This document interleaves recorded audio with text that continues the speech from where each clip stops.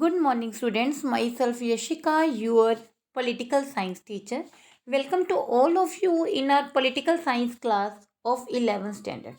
As you know, we are continuing our chapter 12, equality, and today we are going to discuss the second long questions of this chapter.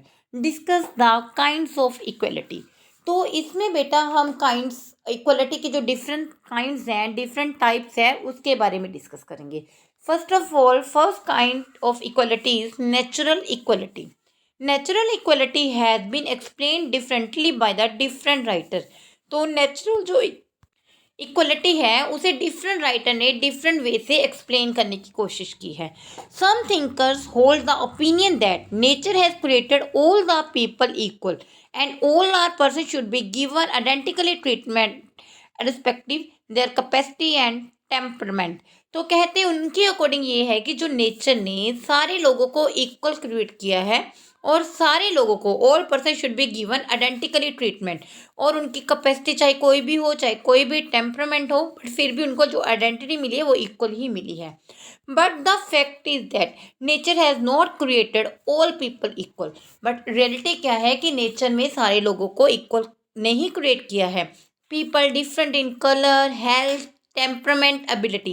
तो जो लोग हैं वो colour को ले लो, health को ले लो, टेम्परामेंट या एबिलिटी को ले लो, वो सब डिफरेंट ही है.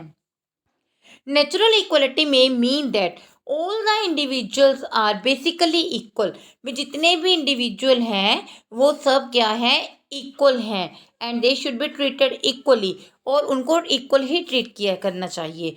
No individual can be sacrificed at the cost of development of personality of another individual. तो कोई भी इंडिविजुअल को सेक्रीफाइस नहीं करना चाहिए किसी दूसरे पर्सन की पर्सनैलिटी को देख के. So next is social equality. Social equality implies that all the members of the society are equal. इस सोसाइटी में जितने भी मेंबर्स हैं all are equal and no man is recognized as a socially superior or the inferior to any other member of the community. और हम अपनी community में ये नहीं है कि ये पर्सन सुपीरियर है या ये पर्सन इन्फीरियर है, हम सभी को इक्वल ट्रीट ही करते हैं. It also means that all persons should be treated as equal regardless of wealth, color, caste, creed. तो हमारी सोसाइटी में जितने भी पर्सन हैं वो हम उनको इक्वल ट्रीट करेंगे, चाहे उनका कोई भी जितने भी रिच हो या कलर कोई भी हो या कास्ट सिस्टम या क्रीड, हम इन चीज़ों को प्रेफर नहीं करेंगे.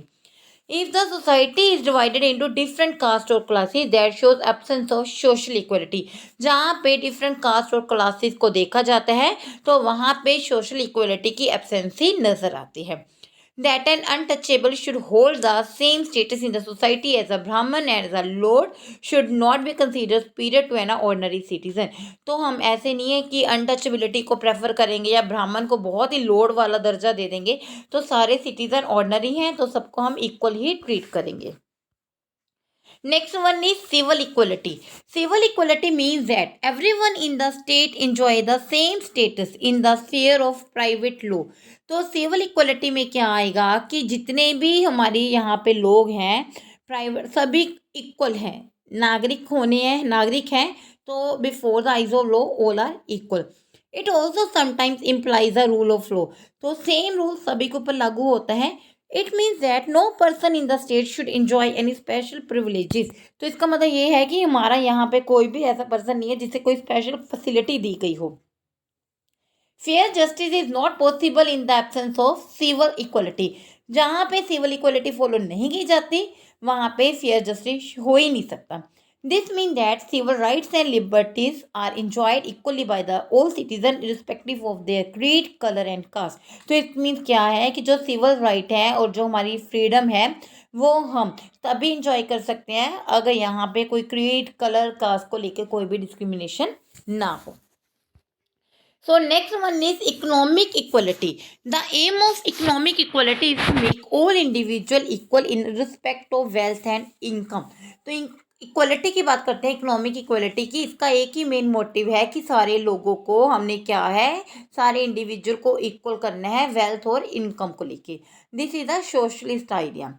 Lasky defines economic equality in a limited sense as consisted in a equal opportunities for everyone to develop his natural faculties and power। तो लास्की ने कहा है कि हमें सभी को इक्वल अपॉर्चुनिटीज देनी चाहिए अपनी पर्सनैलिटी को डेवलपमेंट करने के लिए।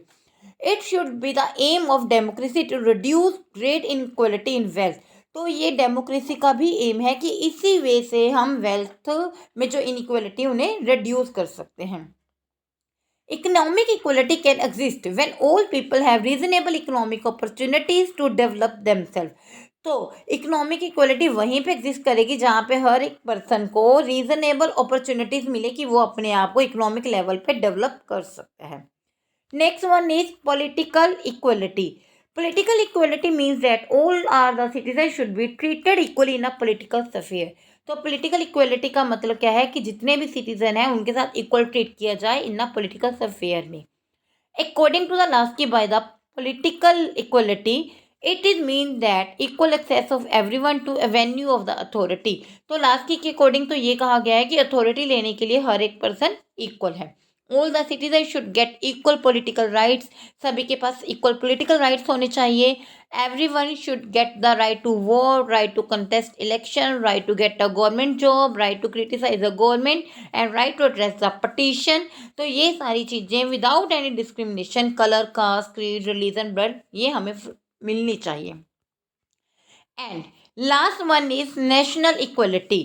National equality means that all nations of the world are equal while dealing with the other nation of the world। तो नेशनल इक्वलिटी का मीनिंग क्या है कि जितने भी नेशन में लोग रहते हैं, चाहे वो किसी भी नेशन के साथ रिलेटेड क्यों ना हो, all are equal। So I hope students you understand the concept of this types of equality। If you any doubt regarding this, so please discuss me in a live class। Thank you and have a nice day।